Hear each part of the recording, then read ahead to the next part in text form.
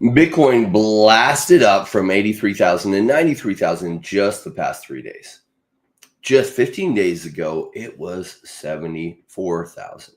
Now, Bitcoin has made some major moves, and we'll take a deeper look at the price action to see what it may mean. We'll also take a deeper look with Paul from DEVVE at the global markets and gold and see if we can get some idea as to what price action is telling us. Because it seems like there's some price pressures on both Bitcoin and altcoins, as well as we'll look at some of the money flows in other markets.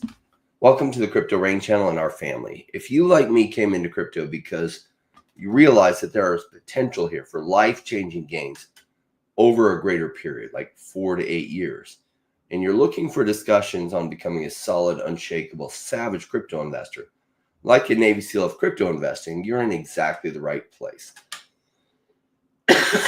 Excuse me. I was once new to the crypto space myself 8 years ago, and I didn't know at that time there were some misaligned incentives. I turned to YouTube to learn more about crypto because I liked seeing people's explanations about things on video. But I didn't know that you grow a huge YouTube channel by talking about things that were already high and being overly optimistic as to why they'd go higher. So I didn't realize that for at least my first year, the incentives were all wrong. But I was hungry for analysis on cryptos that were underpriced and undervalued, and I didn't find that. So in 2020, I created that. And here we discuss crypto as an investment and discuss the most important things like investment cycles, projects and the pros and cons of those projects, the risks of those projects, and the guess the upside if they come together well. Together we created that. When I started this channel, I shared the problem with the YouTube algorithm and how it favors talking about the things that are already high.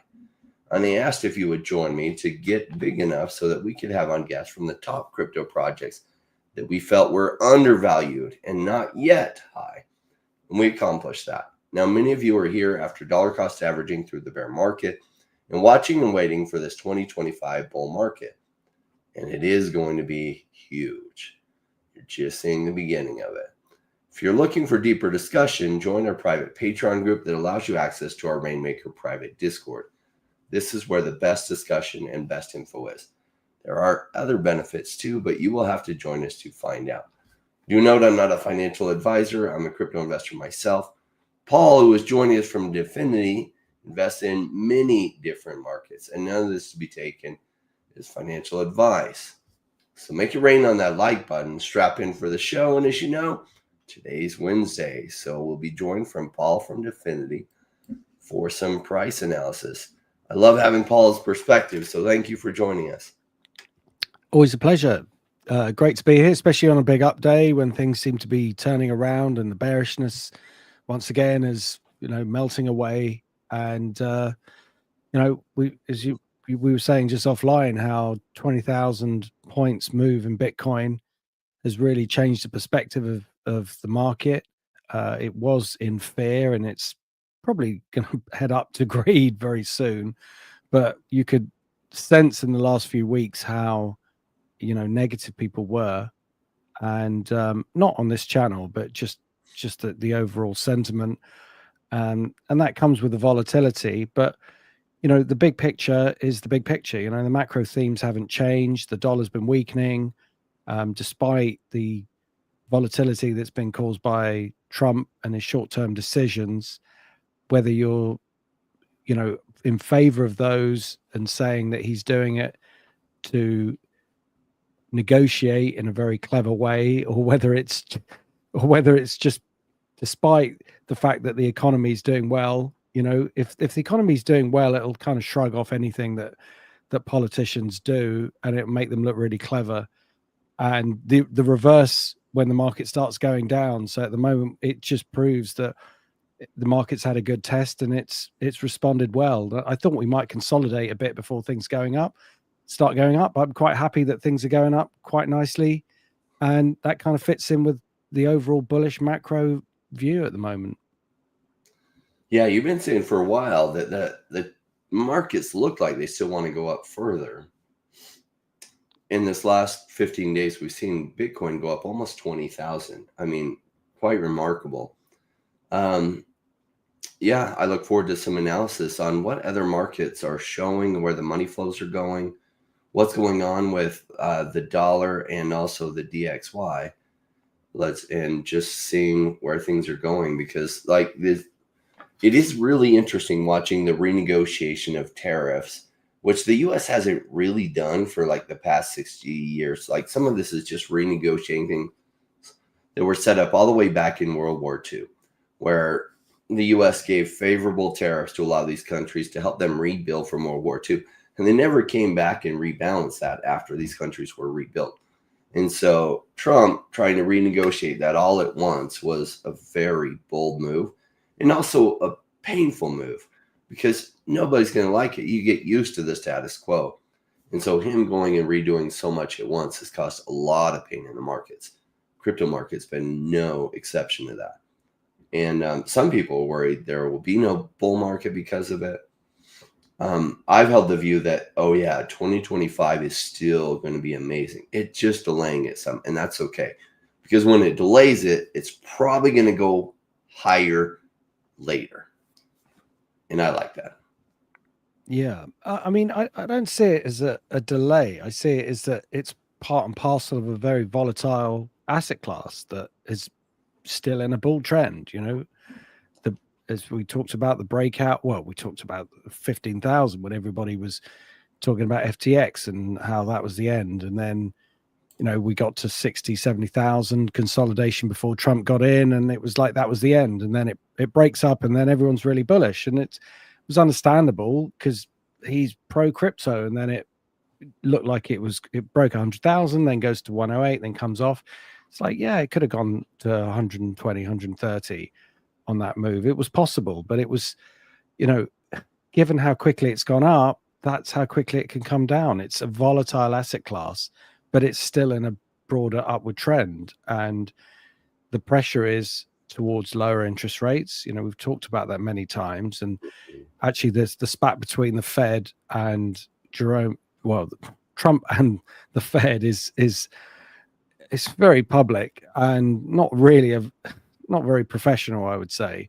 But the main thrust of it is that he wants rates lower, and he's telling the market that aggressively, and they've started to sell the dollar aggressively, and that kind of fed into a bit of selling of US assets in general, and that includes bonds. So, you know, what Trump is trying to do might on paper be, maybe it does need adjustment, but you know, it takes many years for industries to be set up, and you can't just flick a switch and then suddenly be competitive with something, or force competitiveness from one place to another, especially when you've got cheap labor in other countries and factories that are built. You can't just suddenly make your cars cheaper and more efficient, and yeah, you can make the other person's cars more expensive, but what does that really do? That just causes inflation.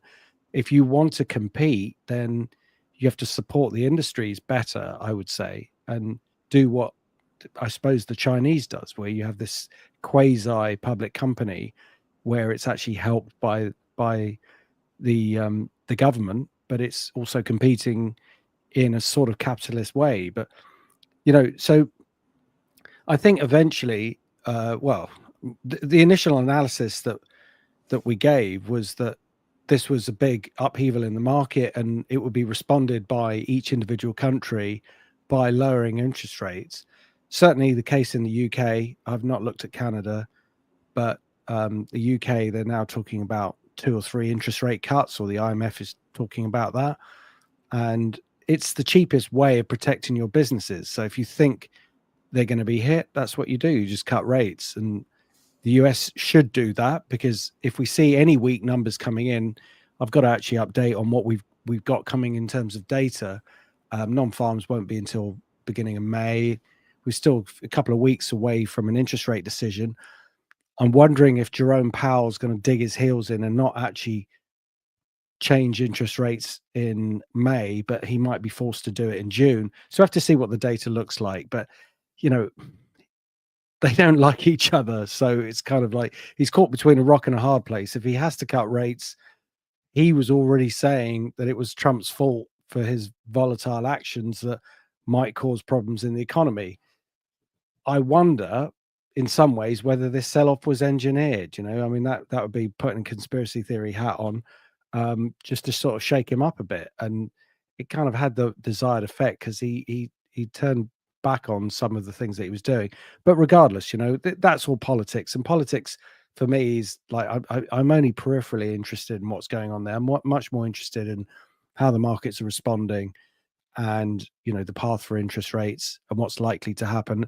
I think rates were going to go down anyway. I think inflation looked like it was going to go lower, especially with oil going lower.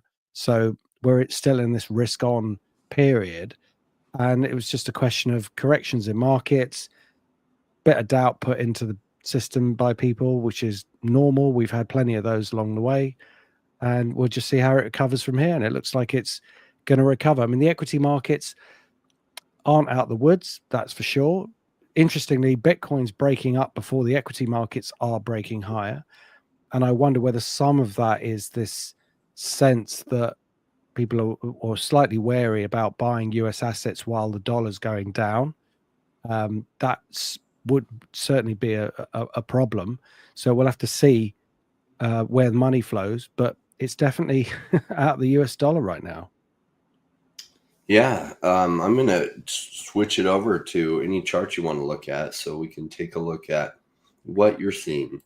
Yeah, so we start off with the Dow Jones. Take a step back. What have we got? Big upward trend. There was a double top here and a correction. The first correction was much bigger than I expected. I thought we might see a little pullback, but it came back to the support levels, which we did mention on the show. That the S&P 500 and the Dow Jones hit the key support level, which was resistance from before. It's had a bounce. It's not out of the woods because it's kind of hit this trend line from the underside, and this isn't quite based yet, even though this bar here would imply that it has based, but it needs to do a bit more work. And I think getting over 40,000 is the signal that, okay, it's going to go higher. So perhaps going sideways, as I was mentioning, would be the best overall strategy for this as it consolidates, as the dollar goes down and the doubt over whether interest rates are going to be cut in May persists. And then when they're cut in June, which I think is a strong possibility, more of a probability, then it starts to move up again. So S&P, similar situation, key support, resistance, bang on, and then up we go again. So that's all looking good, still part of the bull market. And yeah, it was a rough move, but it seems to be calming down a little bit. That's so nothing's really changed there. With regard to gold, actually today, this looks like it's made what we call a spike reversal. So it's hit a new high, and then depending on where it closes on the week, it might close on a low. So I think this is ready for a pullback, but I don't think this is necessarily the end of the trend. It's just, it's been going up. It's been a fierce move, and anyone who's been long as a short-term trader is looking to take some profits, and this is perhaps a good time to do that. So short-term consolidation sideways, long-term, I think the trend's still up. We'll have to look for a proper trend ending signal. But with regard to silver, that's in a consolidation waiting to break out. So the gold silver ratio might be able to move a little bit in favor of silver as opposed to gold. So bit of profit taking there.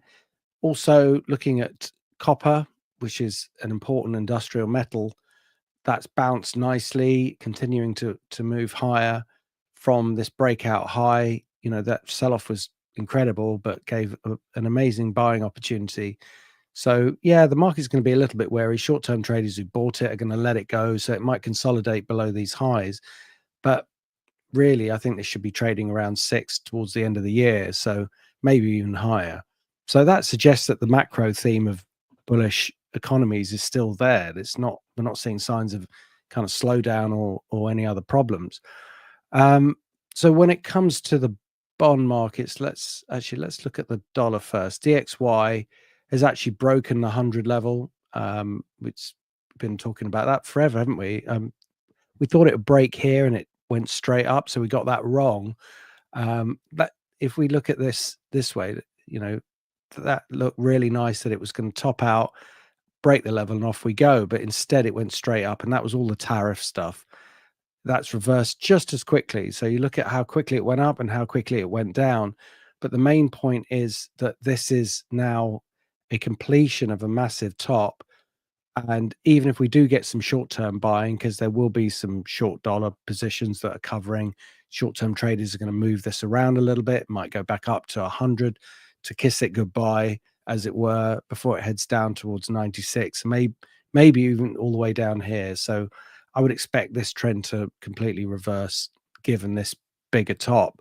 So that's all a good sign for risk on. Another good sign for that is a weaker oil market, which energy prices go lower. That's good for all of us. It's good for industry.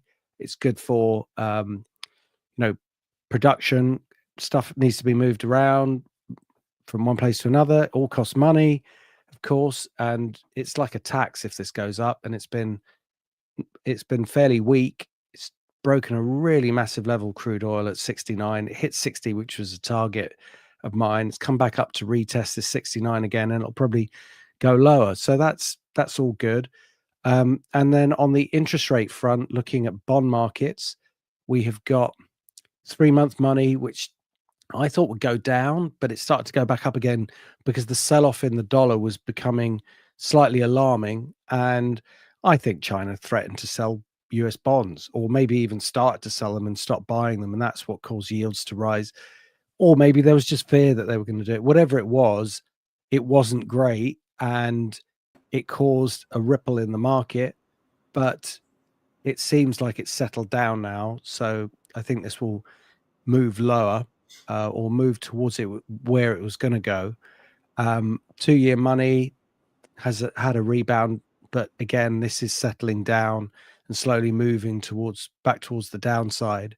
So basically, macro themes are still looking positive, and yeah, we might get consolidation in some of them, but it's great to see that Bitcoin has rallied, rebounded, did exactly what the S&P did. It hit, excuse me, the resistance, which became support or got very close to it, and it's now back into the territory of this consolidation, which is a really good sign for the longer term. And it hasn't broken its main trend line, which is over here. It got fairly close to it, but really I'd say a few thousand points. There was a decent margin, but only breaking that and sort of entering into this area would start to question the overall bull market.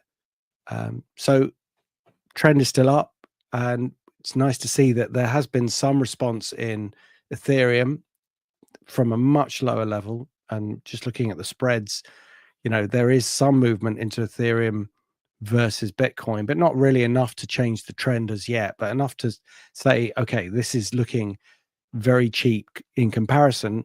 I don't necessarily go for cheap. I want to go for outperformance. So when it starts to outperform, i.e. Bitcoin goes sideways and Ethereum rises, that's what I'm looking for.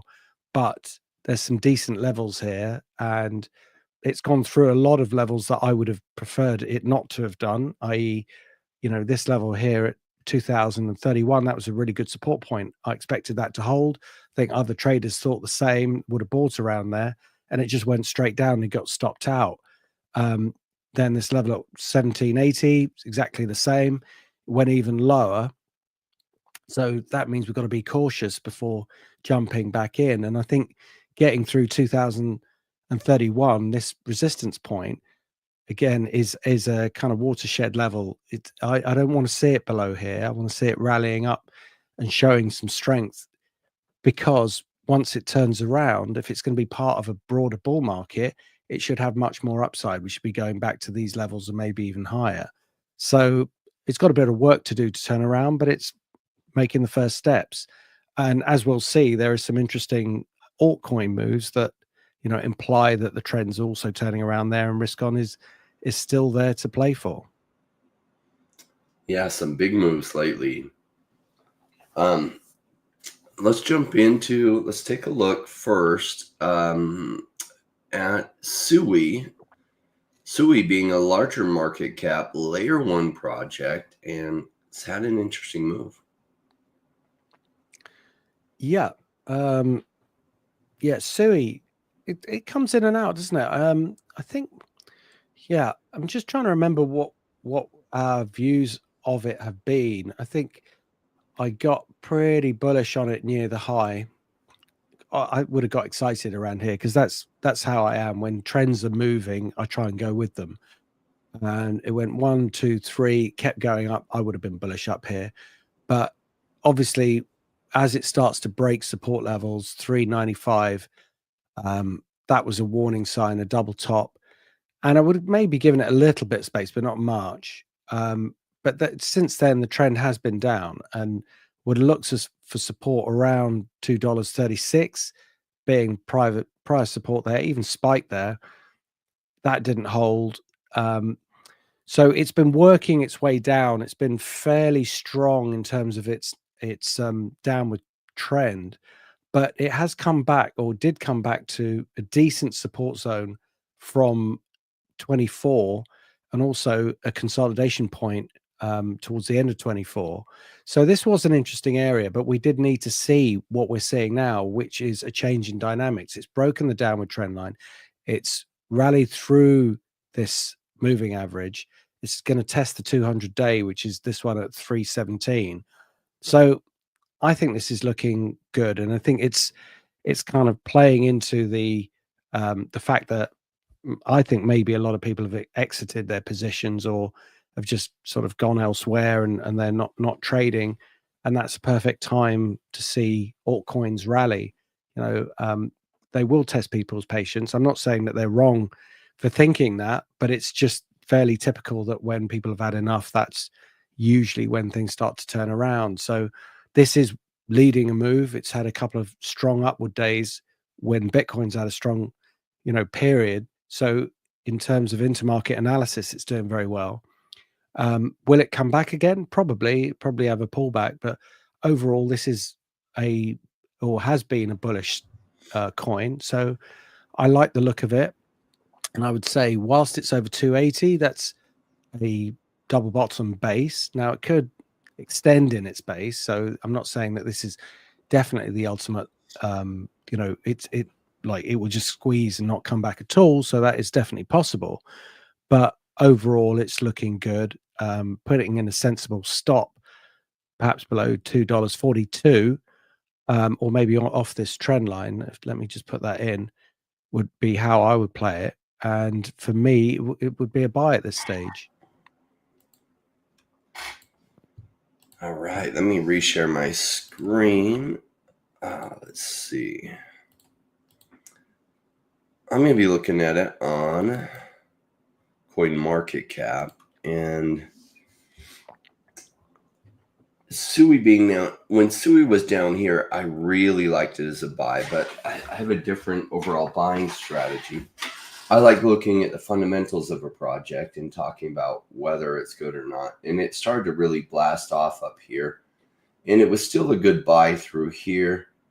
It's not that it's not a good buy here. It showing that it's turning around. It isn't in the spectrum of what I buy, but SUI is probably one of the layer 1 blockchains. It's going to be around for a long time. So essentially all of Facebook's research that they put into building, they were going to build their blockchain Meta, and they got stopped from doing it. Well, all that research went into SUI. So billions, probably $1 billion or more worth of research. And so SUI is one of the better built layer 1 blockchains out there, and one of the very competitive ones. I think it's got a really amazing future. And they offered to, one of the people associated with the team offered to give me a bulk buy that I could buy it, and they'd give me a discounted rate on buying it, and in return for just taking a deeper look at it and covering it, not telling me which way the coverage had to be. And I thanked them for that. I said, that's nice. I like what you're doing. I'll talk about it anyway, but I'm mostly invested in lower market cap coins. So I appreciate it. But I just am not holding things that are in market caps like where you guys are at, even though if I was in blue chips, I would definitely be buying it. And that was at a dollar price. So it's much higher than that now at 290. Is it still a good deal? It depends on what your expectations are. Like, where could it go from here? It could go 3, 4, 5, maybe 10x from here, maybe higher in a bull run. But it's already had some of its gains from the bottom. So it was way down here at like 63 cents. And so if it goes to $60, that's 100x gain from here, but it's only a 20x from here. Like, and that's kind of high for it to do a 20x from here. That would take it almost to a $200 billion market cap. So some of the gains already been realized there. There's not tons left. Like maybe it makes 5 or 10x from here.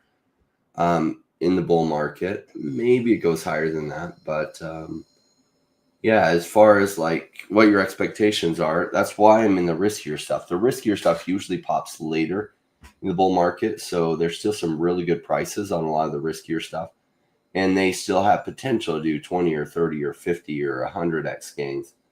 And SUI is just a larger market cap play that's probably safer than a lot of the risky stuff that I'm in.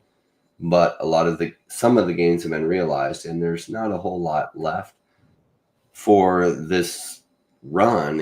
And you know, from the bear market to the bull market is often 2 to 3 years, but from one top to the next top it's a 4-year cycle.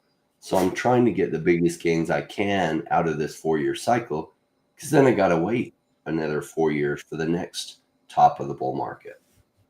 So for me, I like it. If I were buying blue chips, I would still be buying at this price. I'm just not buying blue chips. Let's take a look next at Immutable X, which is one I covered a lot during the bear market. So this is showing some signs of a base. If we look at the volume, it's like shot up. I mean, this is massive volume. So something's caught someone's eye. Possibly higher than, well, last time we saw it was over here. Look, September 23. So that was the beginning of a pretty decent run. I'm not saying that guarantees it, but it does say that this is unusual. So there should be some potential good news already out there, or somebody knows something. In terms of the actual price action, it doesn't look like much of a move, but of course, percentage terms, this is massive. Big resistance for me is 77 cents. That was the double bottom trigger that sent it on this escapade, this big rally here. And it's building up to something like that. I like the fact that it's showing this strength. I like the fact that it's showing volume. I like the fact that it's got this this move is happening, and it's moving with other markets. So its relative performance is good, but it still needs to complete a base. And that resistance at 77 cents, I would prefer to see either, you know, it through there, or if it comes back down and then goes back up again, we get another form of reversal. But it's doing enough to warrant close attention. I'm going to say for me, it's just a wait at this point till it gets through 77 cents, and then my stop would have to be at the low. But I do like it, and I think there's a good probability that it will break through, given the way we're seeing this sea change. But I just need that final confirmation that the base is in. There is some headwinds above. As soon as it breaks it, or if it does, with resistance at 0.9, that was the big support level here. So it's got a few things to deal with on the way up. And it's also still got this downward trend to break for a massive bull market. But all these things are possible, and I'd say probable, given where we are in the overall view of all the markets. So definitely one we're going to come back to, I'm sure. But yeah, first things first, bridges as we cross them, 77 cents is what I'd like to see break. Yeah. All right. So here's a look at it on CoinMarketCap. Their market cap is just over $1 billion. So it is just crossing over into that blue chip category. If you remember during the bear market, when it hit down at the 40-cent level and 39-cent level, I said, wow, this is too good to pass up. This is amazing. And it did skyrocket up to $1.50, came back down, touched to 56 cents. It ran all the way up to $3 and something. And you know what? Blockchain gaming went strongly in the narrative for a little bit, which is what this was. And Immutable X is solidly in the blockchain gaming narrative. And then it came all the way back down, touched it 38 cents, which was an amazing pickup for any of you that were watching and following Immutable X. Great price again. I mean, this recent scare just freaked a lot of people out. A lot of the altcoins got dumped, especially blockchain gaming. Amazing pickup and amazing buy back here. And it's raced up. I don't know what's caused the spike in volume, but some kind of news must have come out because, and maybe it's this here, Immutable X addresses Ethereum's scalability challenges, providing layer 2 solution specifically tailored for non-fungible tokens. However, this isn't news. That's been the case. So I'm not sure why all this volume came into it.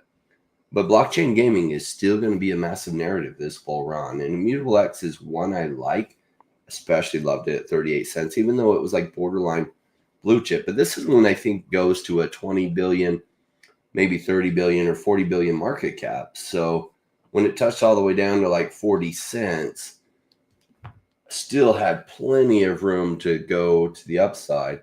Even at $1 billion, it still has a lot more potential, I think, than a lot of blue chips. It's just barely entering the blue chip category. I still kind of like it at 60 cents.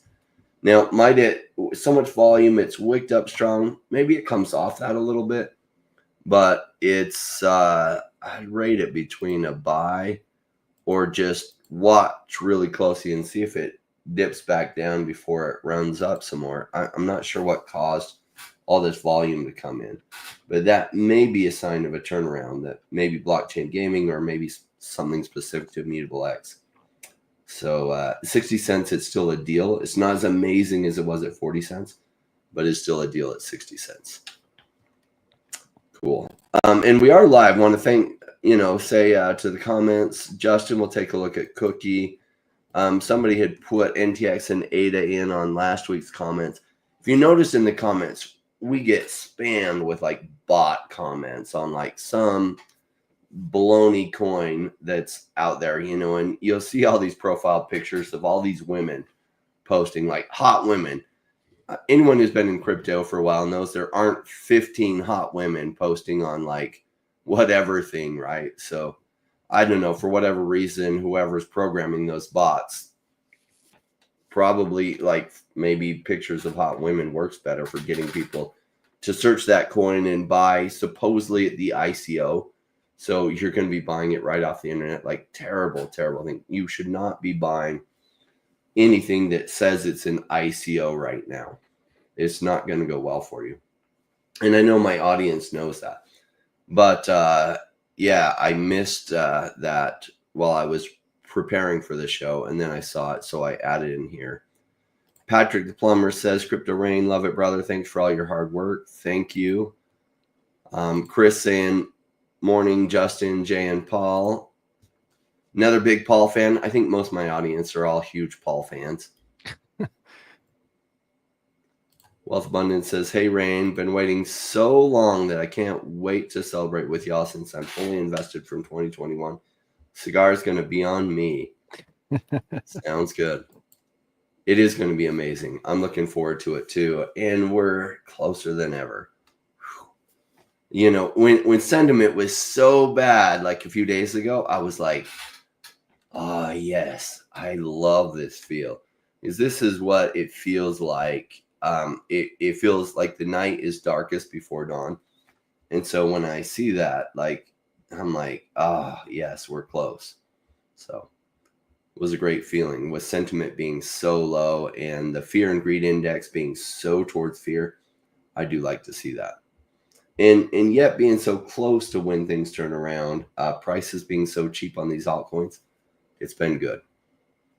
All right. So Let's look next at Illuvium, which has had quite a swing. Yeah, I was having a quick look at Cookie. So yeah, let's go back to Illuvium. So here we are, Illuvium. What's going on here? So I had this downward trend line that I've just put in as a dash line because I just want to show some of the history of how we've looked at it. Um, it looked like it was making a big base here, and it tried to rally and then came back into this base, which was an area possible support. Is it going to hold? Is it going to break? And it did both. It broke and then it went back up again, which was a bit annoying because then it broke again. So it kind of gave a signal that it was reversing. And then, and that was what this line was about. I'm pretty sure that was the last time we talked about it. It went up and then it reversed and then took the low out. And you can see how aggressive that low break was. Obviously, there was a lot of buying there and perhaps some exiting of stale longs from this position. So this is why I think we've got to be slightly cautious about when we jump in. We need a confirmation. In technicals, you look for a confirmation that the base is over, and sometimes you do get these quick moves. Which is it going to rally all the way up here? Maybe it'd be great if it does. Um, it's almost better if it just goes sideways for a bit and produces some form of reversal pattern. So I'm not sure if it's going to do that, but at the very least, they had like two downward trends. It was dealing with two different rates of downward trend. There was this one that broke here, and then this one which was very aggressive, which has just broken now. So step one, it's made a good move towards completing a base. Great. Is this now going to rally all the way back up to $30? Yeah, it could do. But it needs to do a bit more work. But the first step is there. It's showing strength. It's rallying aggressively. It's moving almost in a straight line. The dynamics are changing. This is a really good sign. But there are still some key levels up ahead. $16.45 and $17.42 in that zone. I think there's going to be a lot of interest to sell at those points, given how they were reactive on the way down. So on a very speculative, put some money that you would almost, highly risky trade, I could say, yeah, buy it because it's showing some initial signs of strength, especially with everything else that's going on. I'm going to be a little bit more cautious and say it's a wait because I just want to see it get through the 17 level and create a bit more of a base. I know that does risk not picking something up that is relatively potentially cheap, but for me, I like to make the base solid and then the rally more sustainable. And it still has got this downward trend here to break, and that's a long way away. And also this resistance point at 38.22. I mean, that is going to be a big barrier or should be a big barrier. So there's a lot of overhead resistance there. So those two things, I'm not saying that's going to limit the upside. I just think it's a challenge for it, and I'd want to see how it deals with that. So short-term players could be in and out.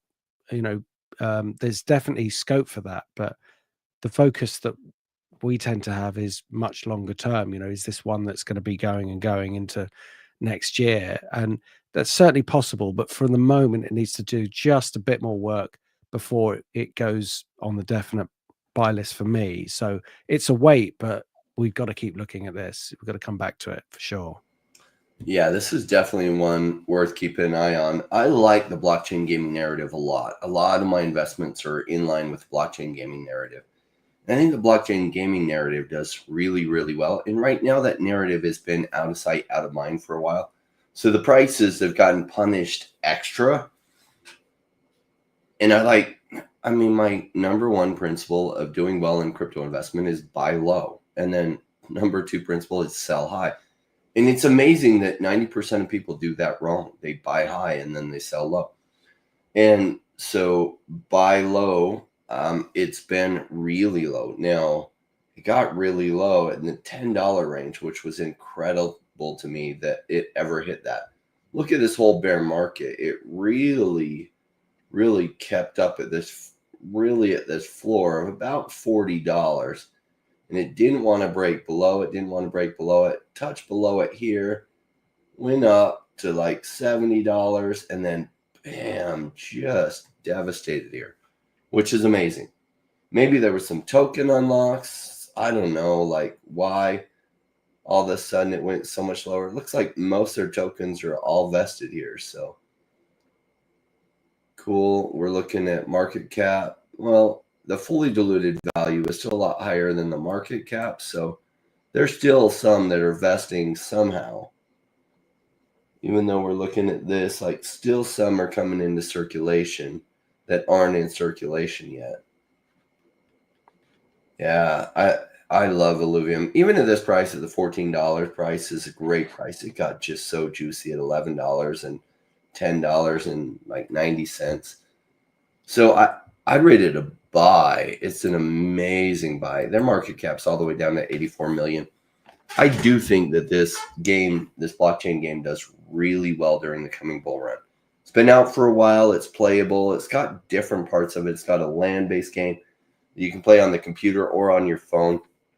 It's got kind of like a first-person shooter / capture, where you then, excuse me, once you see an alluvial, you then go into an encounter, and then you got to battle to try to catch it, much like you see in Pokemon. Really cool collectible type game, and I think people are really going to like it when blockchain gaming becomes the thing and this idea of ownership becomes a thing. Because so many games out there, you don't really own your stuff. You don't really own your items. And this idea of ownership is going to catch on. Now, right now, a lot of the gaming community has this really dumb opinion. And I just say dumb because it's completely misinformed. The NFTs are a scam. So if you break that down to what they're saying is, whatever you do, don't give me ownership of my items because that's a scam. You keep ownership of everything, and then you control not letting me sell it. And if I stop playing the game, all that money I put into the game is wasted. Because if you gave me ownership and I could actually sell those items, that would be a scam. They don't realize that's what they're saying. They've just bought into this idea that NFTs are a scam.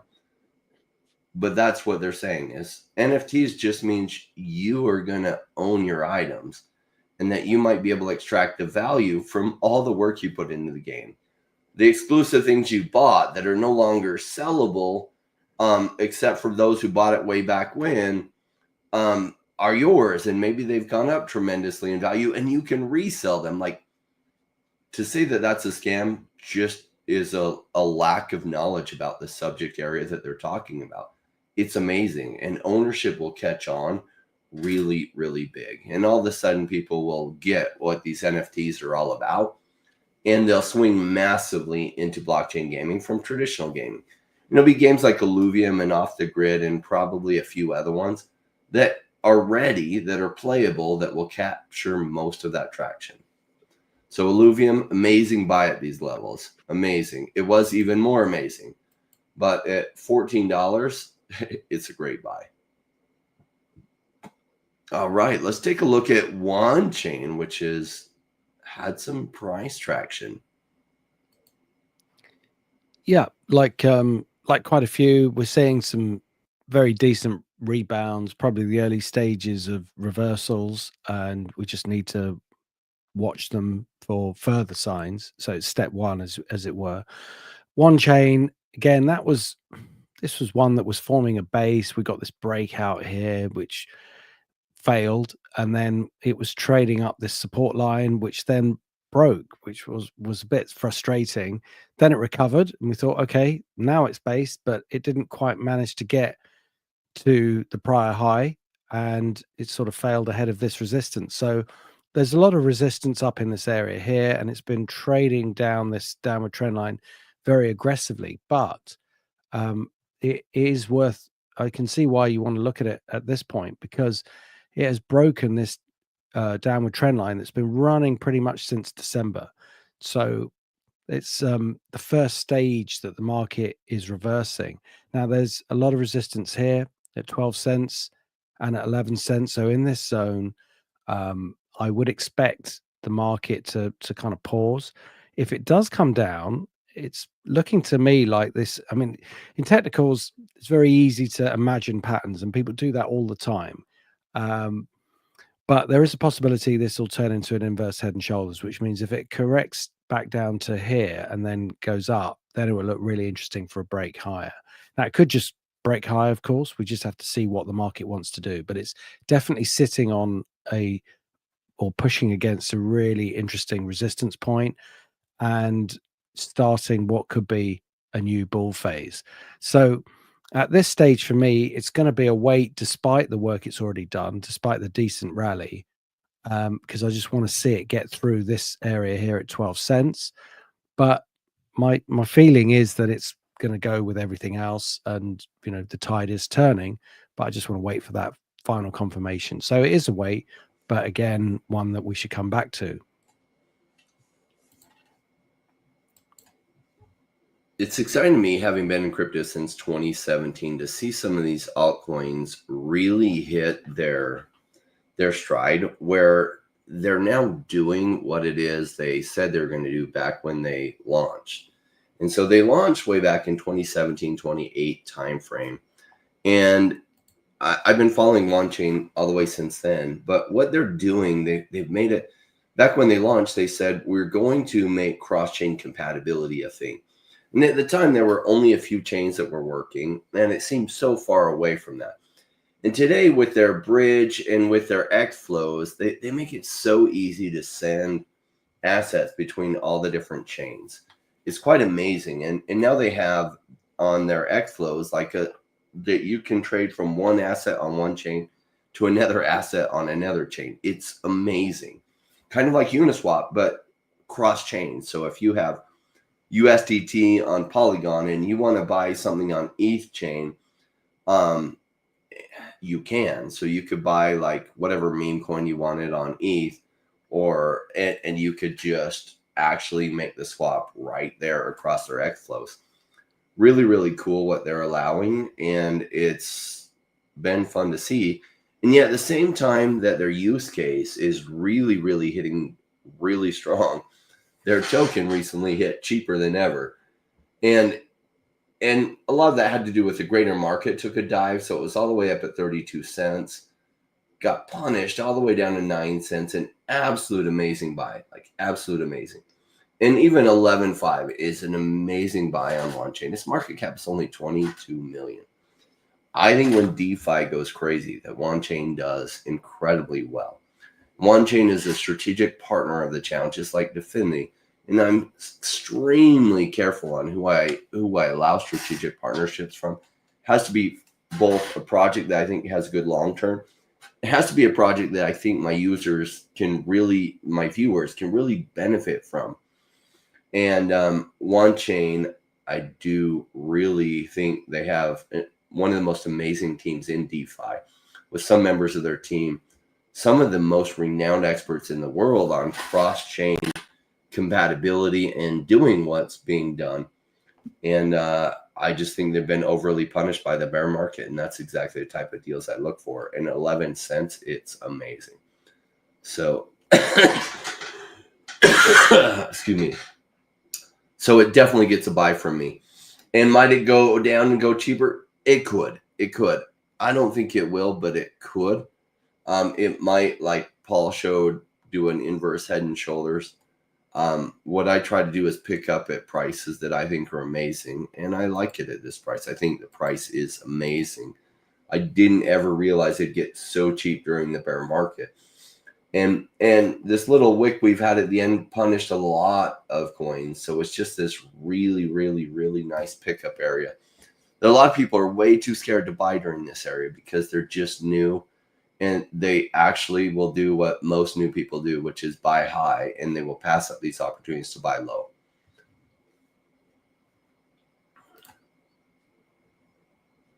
And Juan just added bridge to earn tasks. Really, what OneChain is doing is absolutely incredible. they are some of the things that a lot of people like is they are with their use case now that they are utilizing WAN, and they are burning WAN with all their transactions that are happening across the X flows as people swap.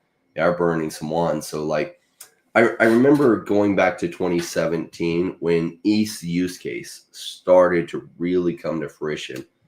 And it was just still the early days, but this idea of smart contracts had been promised for forever. And in 2017, smart contracts were working with ETH. And as that bull market hit, like ETH really, really took off. So it's fun, like 8 years from when WAN Chain really was being developed and started to now WAN Chain's use case really coming like full speed. And they've had some use cases now for 3 years. They've been working pretty good, but it's just they've added on layers and layers and layers. So it does so many different things now. And yeah, it's exciting to see. And at the same time, their price has been so punished. Good times.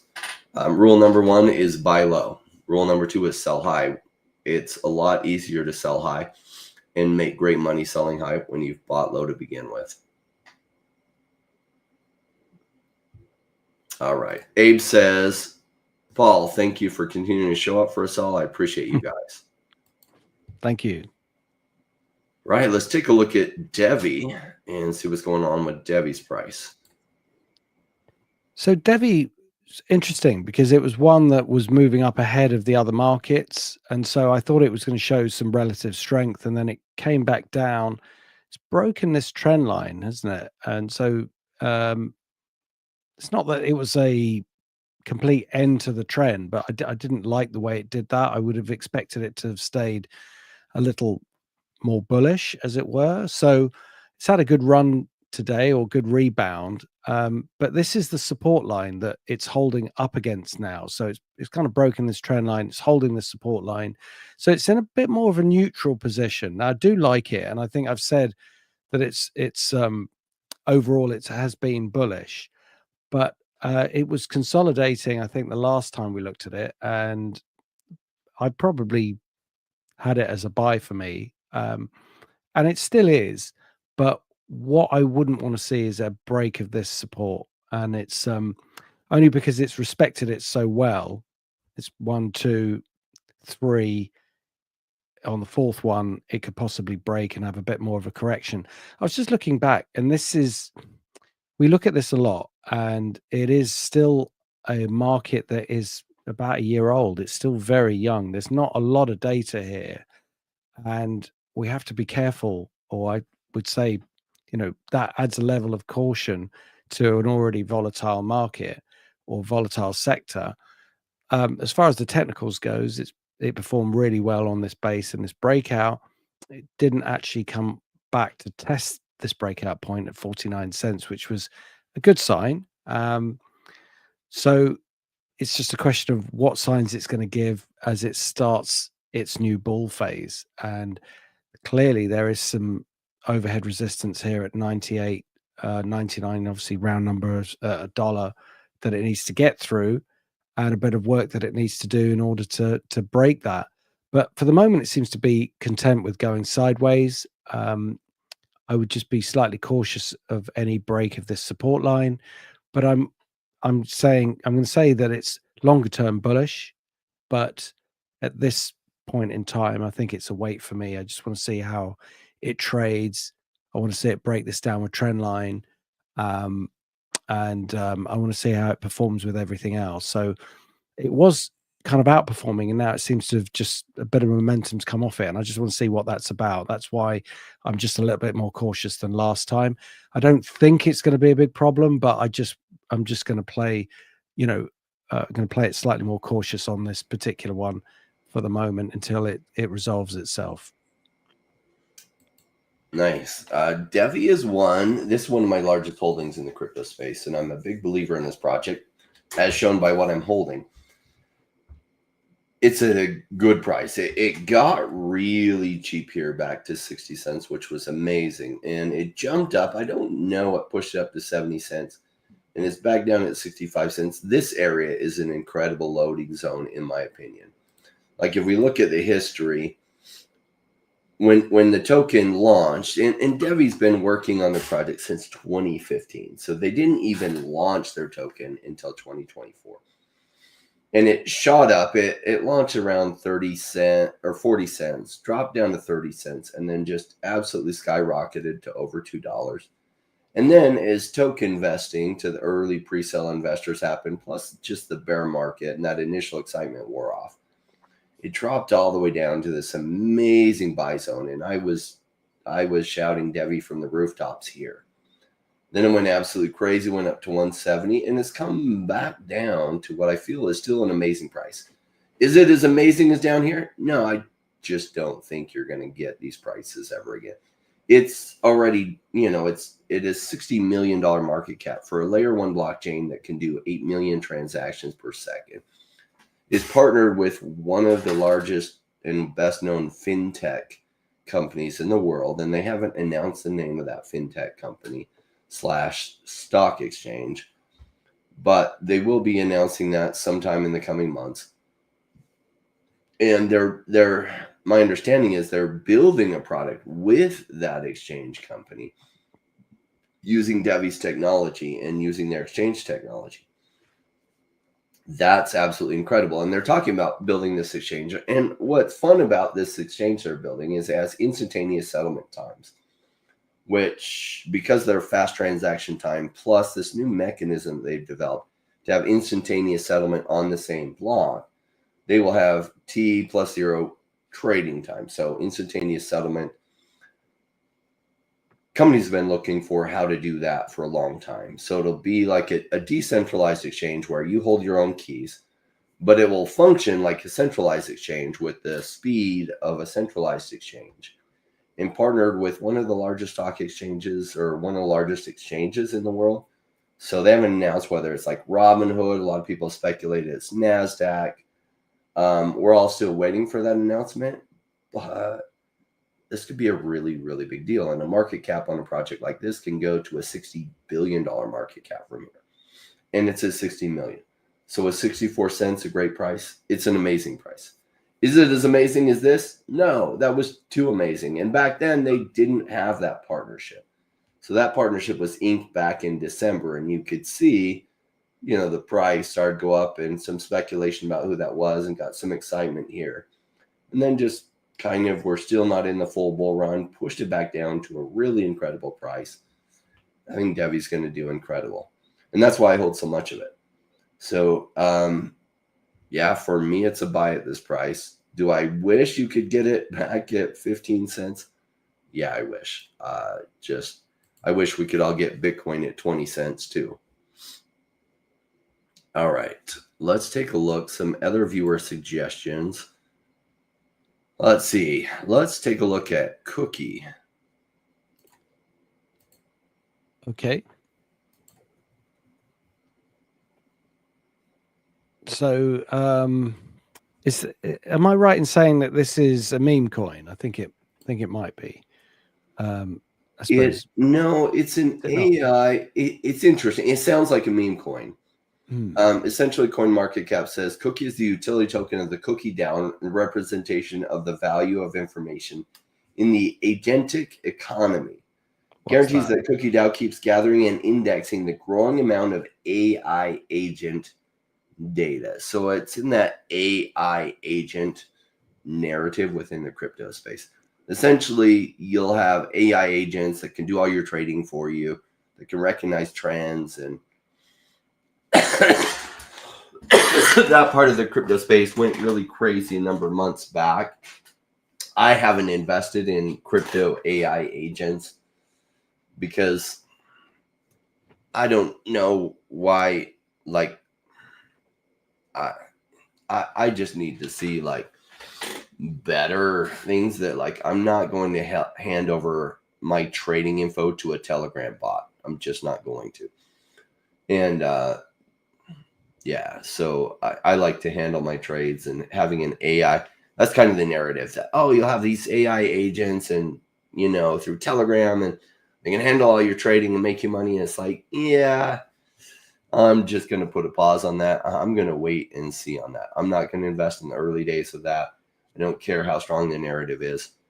But and maybe it's right. Maybe something like that comes to fruition and people benefit from it. But I'm just going to invest in things I can understand better. Okay. I was just having a look to see what sort of data we've got, and it looks like less than a year. So again, that's like you've got to be ultra cautious because of that. In terms of technicals, clear downward trend, which is reversed out, and we've got a break of a downward trend line. We've got a base. We've got a rising trend line now.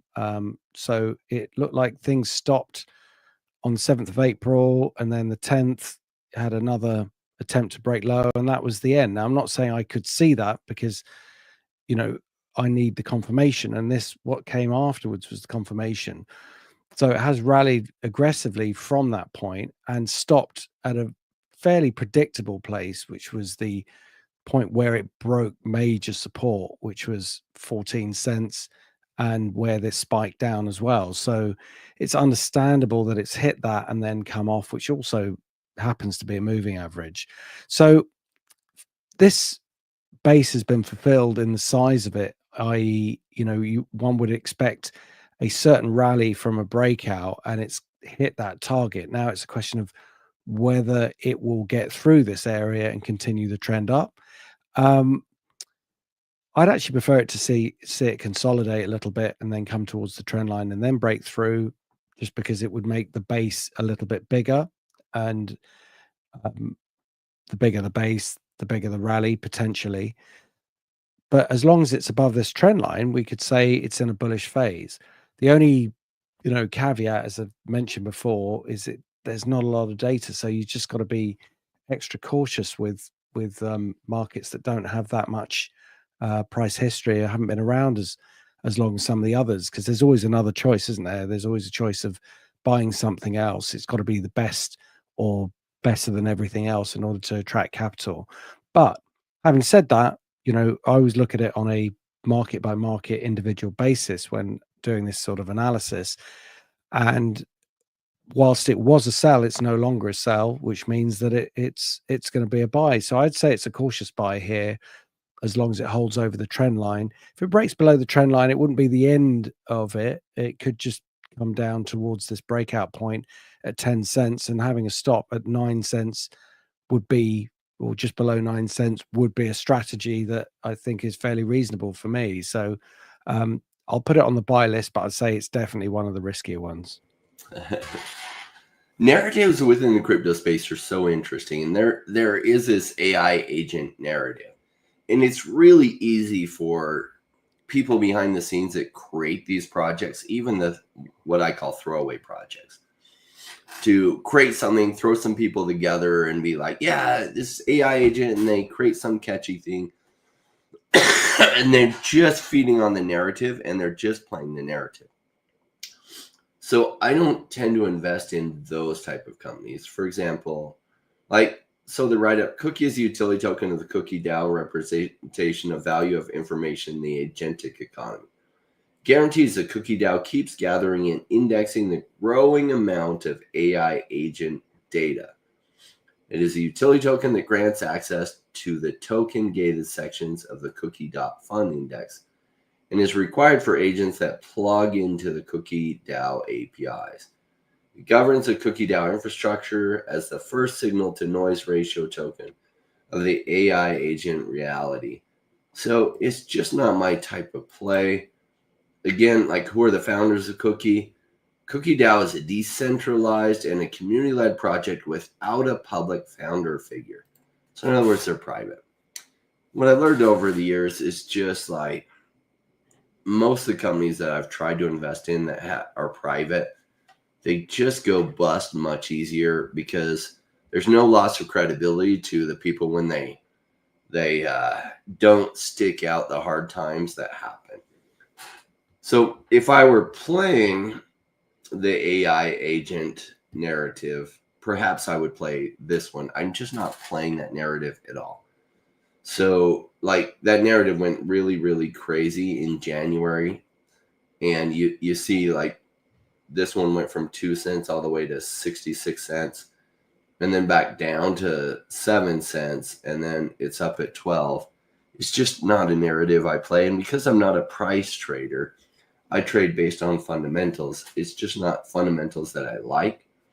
So for me, it's a pass. And some people say, but Rain, so specifically, I like things where I can look at probabilities, and I gauge that the probabilities are massively in my favor. And sometimes that leads me to passing up good deals. I didn't invest in Bored Ape Yacht Club NFTs. The reason why is 20,000 different NFT projects were coming out. And yeah, it was one of the better, like 40 of them that I had seen. And people say, well, Bored Apes was one of the best performers last bull market. And you're right. You're right. But there was 40 other top performing potential ones that 90% of those went to nothing. And so 4 of them ended up doing really good out of the 20,000 that were there. And so I just didn't like the odds.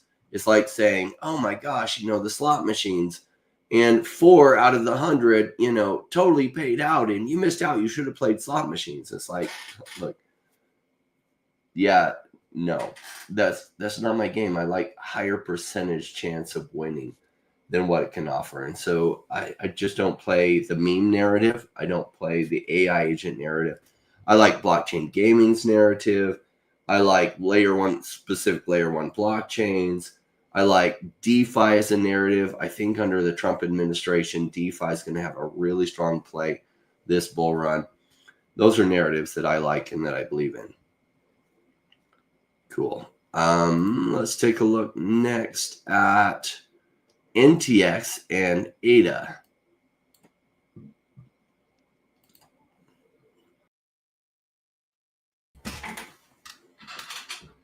Okay, so NTX, again, we're seeing quite a few rallying up, changing the dynamics of some fairly severe downward trends. This one is happening. It's rallied ahead of its major support, which is a good sign. Has it done enough to change this completely? What I'd look for is a rally that is outside the parameters of this downward trend and creating some form of base that is different to anything that we've seen before. We haven't quite got that yet. And it's more because a lot of other things look like they're basing out that this could go higher rather than the performance of this on its own. Now, don't get me wrong, there's plenty of markets that haven't rallied at all, and this is much, much better than those. So the fact that it's had some massive percentage gains will show up on radars and people will jump on that. But how much has it recovered compared to its trend? It's still got quite a lot more work to do.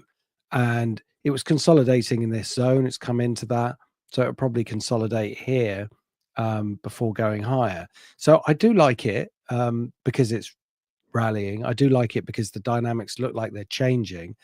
It's got a bit more work to do, though. I want to see if it's going to come back base and then move higher, or whether it's going to move to the next biggest resistance point, which is around 0.2 or 2 cents in this area here. That's where it had its big bounce. So some good buying there. People would have bought it, but obviously it went down, and those positions would be underwater. So I want to see if there'll be some selling around that area, and if it gets through that, then we can start talking about some more ambitious upside. So for the moment, I think it's a wait, but it's, again, like a lot of these, they are ones that I'm not just saying I want to come back to them. I do really want to see where they're moving. It's the dynamics are changing, and they're looking far more interesting than they have been. But some you could just take a risk on it, but I just want to see a bit more price action that confirms the base rather than just the first phase of a change in dynamics. So definitely come back to it. For the moment, it's a wait, but it's looking very interesting. Yeah, this is a good one to keep an eye on. Now, it's gotten really cheap. It previously had broken up to almost 10 cents here, like 9 9.6. I think it did go to 10 cents, even if this doesn't show it. It did back in the 23rd of in February of 2023. And so NewNet ran ahead of some things in a really big run up here. And then it came down, got punished all the way down to a penny. So came down about 85% from its highs. Really good price. Now, I love CoinMarketCap because it gives some good information on like each project. NewNet, currently the global computing ecosystem is fragmented and oligopolistic. Large infrastructure providers dominate, and computational resources at the edge of networks are underutilized. NewNet's interoperability framework will enable an efficient distribution of diverse computational processes across a distributed and scalable network of individually owned hardware devices, IoT infrastructure, and data centers. So essentially, distributed computing. And NewNet, it was built on Cardano's ecosystem originally. It might be distributed against more ecosystems now, but initially was built on or for Cardano's ecosystem. And so this is a great distributed computational play within the Cardano ecosystem, and I like it.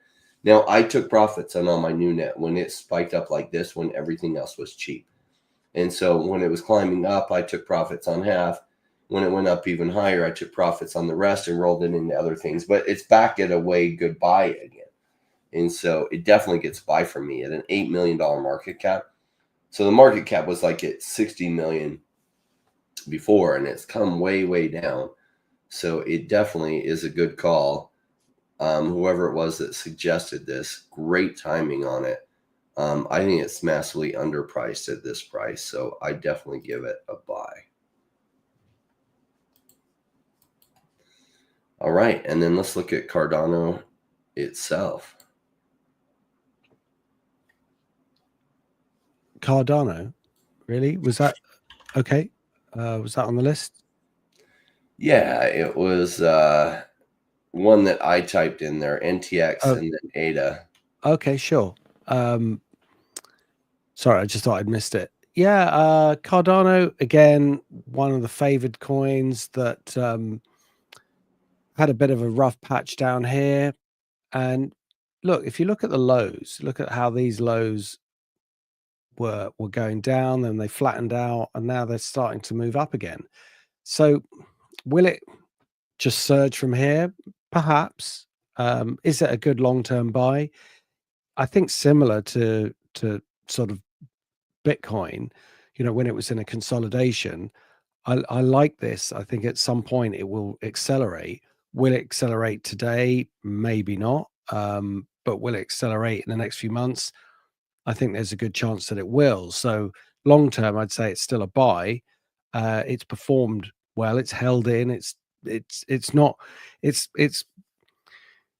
not collapsed when everything collapsed, and it's not rallied when everything's rallied. It's been quite fairly muted, if you see what I mean, in this volatile period.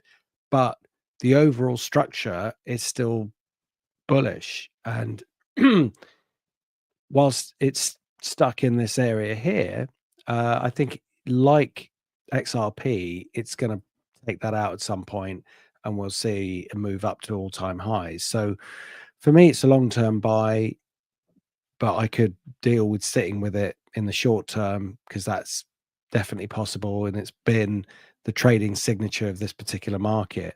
So it's good to come back to it because actually, I haven't looked at it in a little while, and I kind of think, oh yeah, that's not really moving. That's why I was kind of asking about it, like what's happened with it.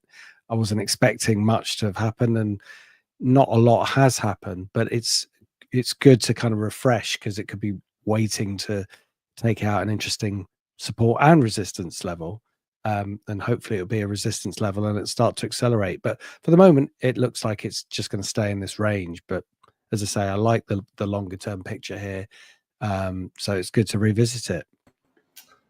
Yeah, I like Cardano for the long term too. It's solidly in the blue chip category.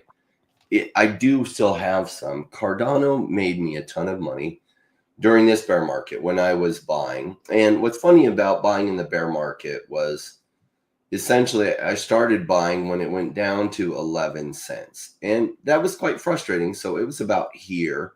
So it would have been later 2018. And Cardano had been at like even though it doesn't show it, yeah, it broke well up over $1. It hit like $1.40. And so when it hit 11 cents, it had come down over 90%.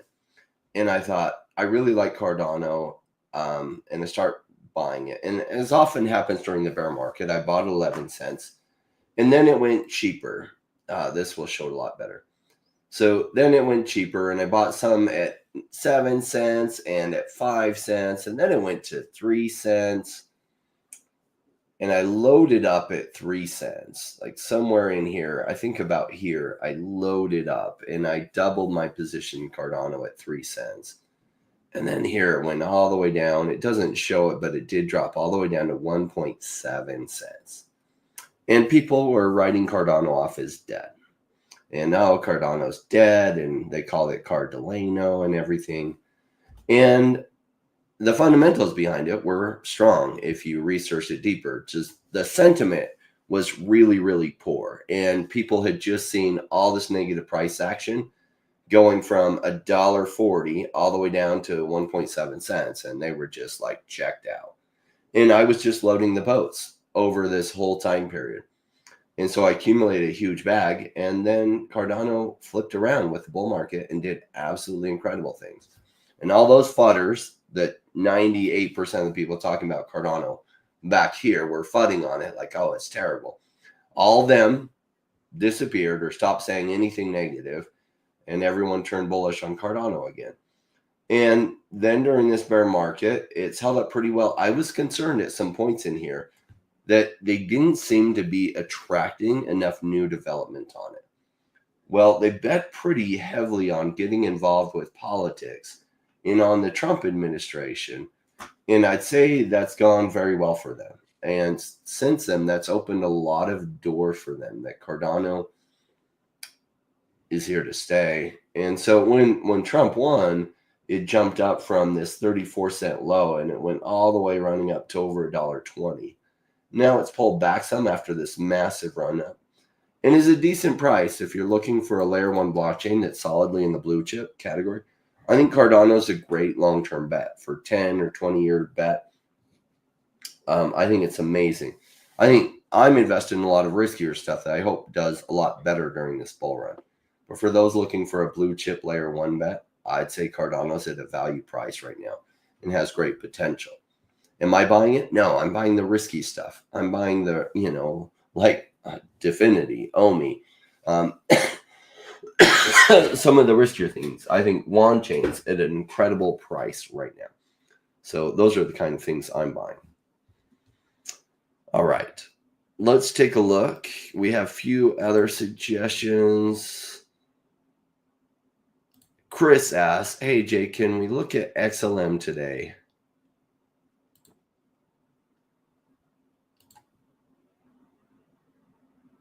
Absolutely. Let's see. So, yeah, this is again, this is interesting. It's we had this big rally which was very similar to Ripple, and it's been correcting down. The signature of this is, look, you can see the pulse, the way it's up down in this downward trend. It's done this before and it's not been sustained. So what we want to see is something that shows that the dynamics are different this time, and that would be through 30 cents. Now, I happen to like it because it's still, held on to some of its gains compared to some of the other markets. And the big support point for it was at 19 cents, which, considering a lot of markets came back to their previous resistance points, this was close enough. It's close enough retest, given how volatile the market's been, and it's big level going back here as well. So that's a good sign. So I think that implies that things have changed, and this should start to continue its rally. Like, the dynamics will have changed, but just need that final confirmation, which would be for this, it would have to be a breakthrough this high at 30 cents, which if it's going to run, it'll be, could be done this week. So again, a good one to keep an eye on, one that's always sort of there in the background and that I haven't looked at in a while, to be honest. And so thanks for suggesting it, Chris. And it's a good one to look at. The line that needs to break, from a pure technical point of view, really is this one here. So if I just show you, we got these two lines here. We got this one, which is the downward trend, and then the acceleration of that downward trend comes from here. If we draw in that line, and similar to a lot of the other coins, this one has broken. It's done its first step to show that things are changing. It's just that it's done that quite a few times, as I was saying, on the way down. So the pattern looks very, very similar to things it's done and then rejected and come off again. But, as I say, I think given the macro situation, this has got more of a chance to rally. And what would set it sort of, what I'd like to see more than anything is it break this downward trend line. Then it would tell me things really are changing. And when things do change, we'll be looking at a move up to this 80 cents. That's ultimately, and beyond, that's ultimately what we want to see from a big picture point of view. So that's why I don't mind waiting a bit for confirmation before, jumping on board. But yeah, good one to look at. It's made its first step. It's got a little bit more to do getting through 30 cents and breaking this downward trend line. But from a long-term perspective, I do think it's a buy. So I'm going to say, it is a buy. But just with those caveats. All right. Stellar, if you look at, really had a peak back here in 2018. So a lot of the altcoins peaked not in 2017. They actually peaked in January 2018, with Bitcoin peaking in December 2017. So just like a few weeks after Bitcoin peaked, the altcoins really peaked early 2018. And you see Stellar peak then at like 90 cents. Then it came back down, but they had a huge token unlock here, like huge. If you look down here, you can see the amount of tokens in circulation were really small. And then in 2020 or later 2019, this massive token unlock. And that's why you didn't see the price even go up to what it was before, was there's so many more tokens in circulation in the 2021 bull run. And so far, you haven't seen anything yet with Stellar. I think they're going to go way, way higher than they're at. But it is a blue chip. And they're one of the ISO standard coins that are going to form, I think, the basis of a lot of the financial ecosystem in the future. And they've gotten enough traction, like you can see here. Stellar sees $3 billion of real-world assets coming on-chain in 2025, per this CoinDesk article. Stellar's explosive vision targeting $3 billion in tokenized real-world assets per Bitcoin world. And so they're positioned well. Seems like they're getting traction. I think when Trump won, the ISO coins really, really jumped up a lot. And they're just corrected downwards. I think it's probably near the bottom of that correction. And probably going to see some moves up in the future. Am I buying Stellar? No.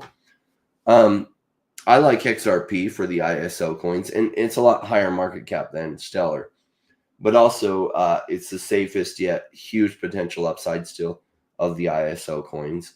So I don't hold any Stellar, though I like it. I just like XRP a little bit more. And so that's one of the few ISO coins that I hold. And I don't hold a lot of it. It's more, in my opinion, a 10-year or sooner bet with the ISO coins. So it's like they're forming a lot of this infrastructure. It's really hard to tell when the timing is going to go crazy.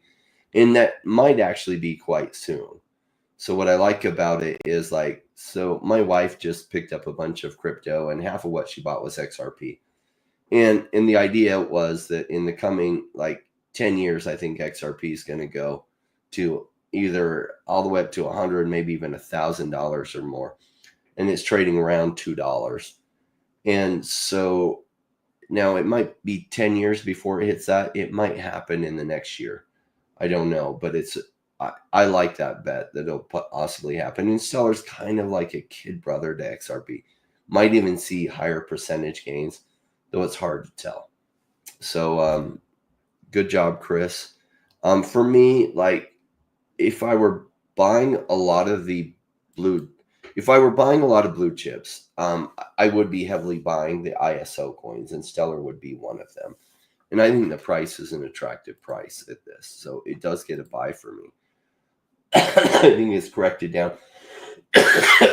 maybe it bounces around down here a little bit more, but this is what 2 steps forward, 1 step back looks like during a bull run. So nice pickup point. All right, and then let's take a look at KAS.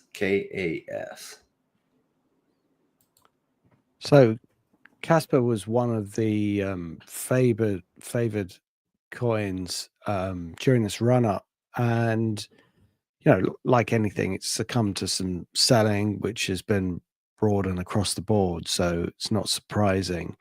And it also made something of a base, or sorry, a topping formation. So you can see the way it went up in this upward trend, and then the momentum came off, and then it broke a really key support point at 10 cents, and it's had this correction.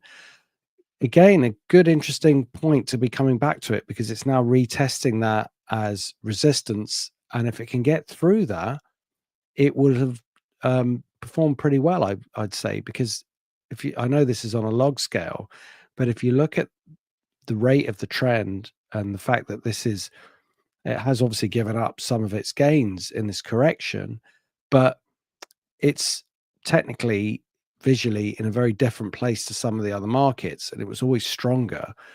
It's broken this downward trend, so I won't draw the line in, but the moving average kind of shows it the way. From this point, it was trending down, and it's now broken that with a base, a double bottom base, which we've seen in some of the other markets. So definitely an interesting one. I can see why it would be rejected off this 10 cents point, because that is such a massive level.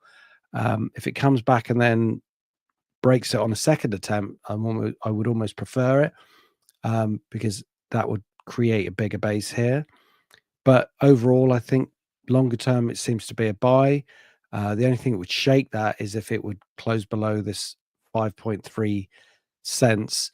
That was such a massive breakout, such huge support. We can see why it bounced from there. And if it gets through there, then I think there's, for me, technically, it would have to be a sell. And I always look for a parachute level out anyway. But for the moment, exit points aside, getting through this 10 cents point would make it very interesting, and good time to look at it. So for me, right here, right now, I would say it's just a wait, because because it's testing this key resistance point. But if it gets through it, like in a couple of days, it would change to a buy. So it's kind of contingent on it breaking through that level.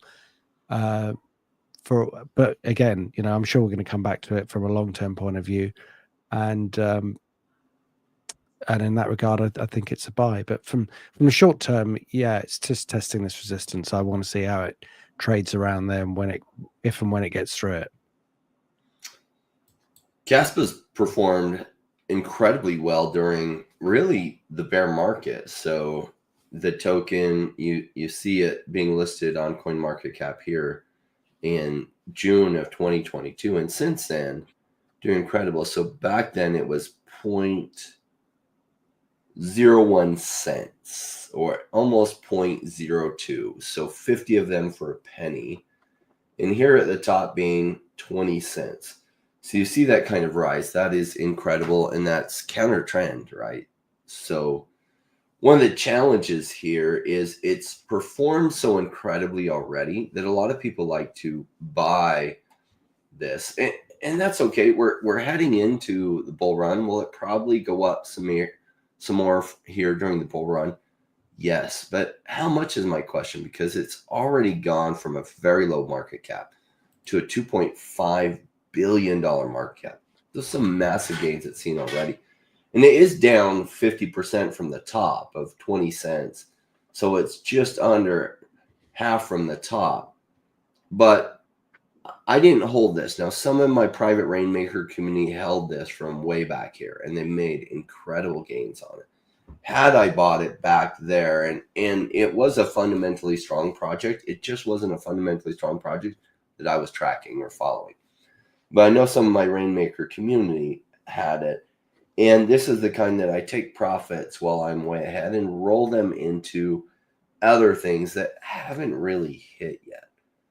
So, like looking at what KASPA is a proof of work cryptocurrency which implements the GhostTag protocol. Unlike traditional blockchains, GhostTag does not orphan blocks created in parallel, rather allows them to coexist and orders them in consensus. The KASPA blockchain is actually a block tag. So essentially, it's a layer 1 blockchain, gives you who the founders are, tells you some more about them. Yeah, it's already a $2.5 billion market cap. So for me, it's actually a sell. And it's only has to do with opportunity cost. Like, what can it do from here? If it does another 10x from here, that's incredible. If it does 20x from here, that's incredible. But I would be taking profits and I would be rolling it into things that I think have 50x potential from here, or possibly 100x potential. So it's not like KASPA is a bad project. It's a fundamentally strong project, and I like to see that. But it's already accomplished a whole bunch of its run up, is my opinion. So that's why it would get a sell from me, is I just roll. We're early enough still in the bull market. A lot of altcoins haven't really kicked off. And like you saw with Igon, I've rolled some of my ones that had early gains and the other things that were massively down. And that's one of the things that helped me do so well in the last bull run, was a few rolls like that helped me amplify my gains. All right. Justin asked, Paul, would you ever want to come on twice a week during the euphoria phase of the bull market?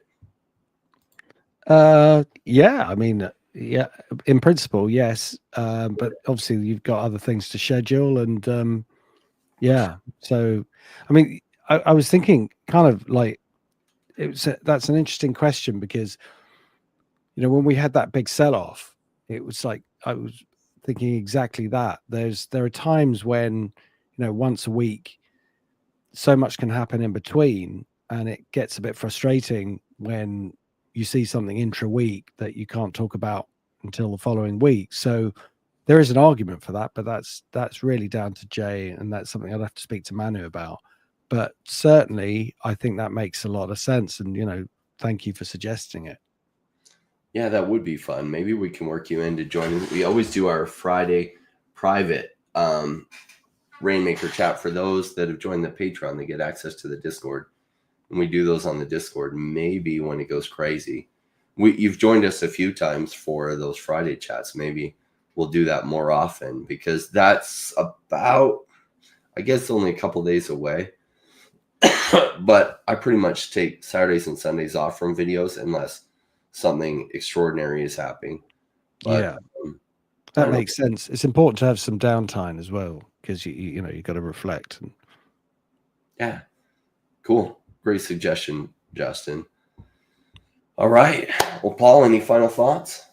No, yeah, let's just keep watching those markets, and you know, look forward to the next one. Obviously, it won't be next week because I'm traveling, just to update, and then, but it'll be the week after. So look forward to that. All right, we'll see you then, Paul. Thank you very much. Thanks for all the suggestions and the comments, and thank you very much for hosting. Yeah. So Paul will be traveling next week, so we will not be having this episode next week. You know, Justin He's saying probably where a lot of people are at. My briefcase is fully deployed. I can't wait pretty much on all projects at this point in the market. I remember during the last bear market, and pretty much I deployed. I did squeeze my expenses so that, you know, every month I, at a minimum, had a little extra I could deploy. But it often didn't seem like much, especially when prices got to really juicy points. Many of you might be in that same place. Because though I do love spending, during the bear market, I just squeezed my expenses as much as possible, tried to increase my income as much as possible. So I had this that I could set aside every month to just plow into crypto and dollar cost average, and it ended up paying off huge.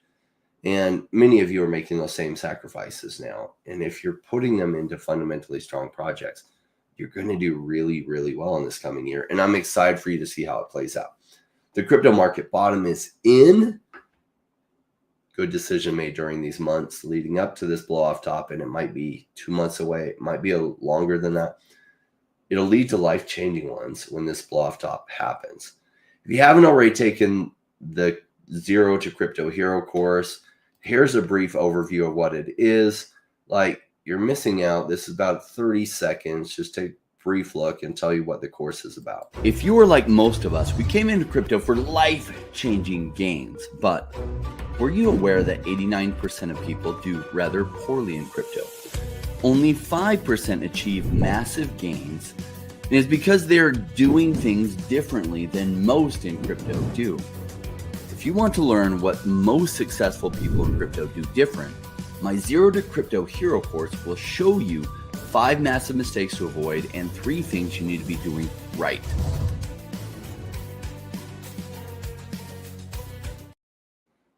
Yes, it's crazy to me how many people are doing things wrong in crypto. This opportunity is amazing, but if you aren't doing the right things, it does go really poorly for you. And I run into people every day and they're like, oh my gosh, crypto, it's so interesting. Tell me all about it.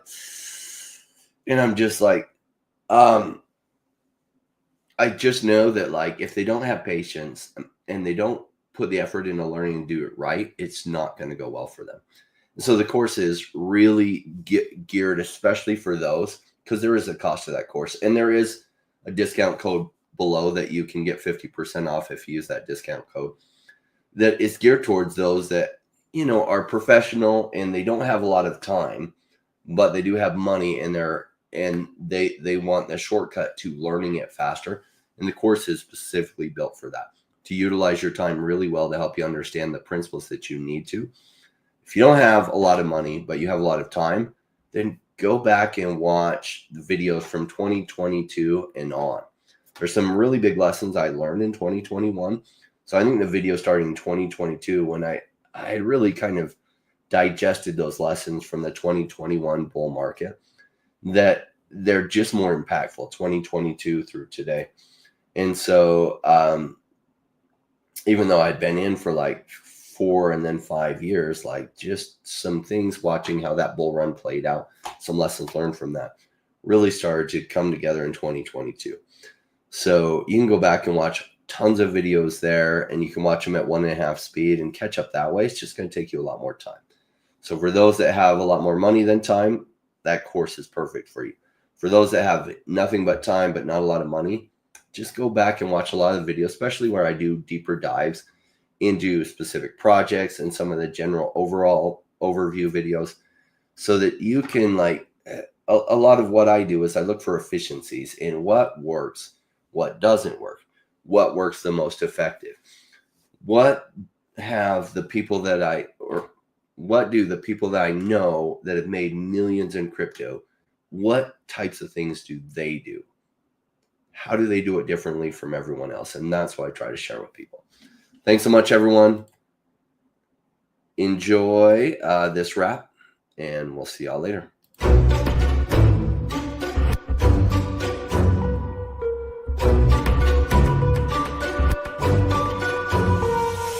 Came into the space chasing all of the gains, chasing the pumps and all of the hype trains. But like in life, You're bad before you're good. Was told to buy when it was pouring like a rainmaker should. I buy when it's down, don't chase the boats that I miss.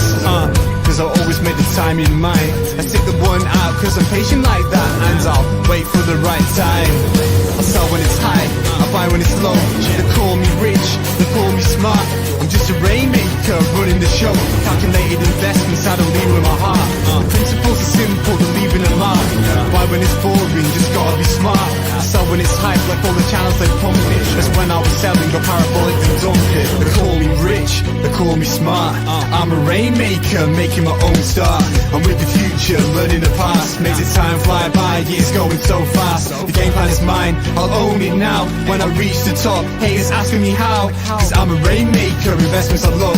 And I follow what I learn, not relying on luck. Time is never better, the time like the present. This next 5 years is a gift and it's feeling like heaven. I'm committed to learn, studying to know that nothing comes easy but with knowledge the game show. Sticking out this wrong, cause soon will come a bear market. Learning and growing and when it's slow will be the target. They say it's come out, Bitcoin is dead. The massive decreases can get to your head. Sticking around, the time is better. Strong like that, I'll let the others be fretters. 2 years time the ball will bring back the gains. That makes it worth the effort cause here comes the rain. So let's go rainmakers, let's make it all happen. They go with the hate, they the haters be crapping. I'm here for 5 years, let's do this together. The time is right, the time could be better. They call me rich, they call me smart.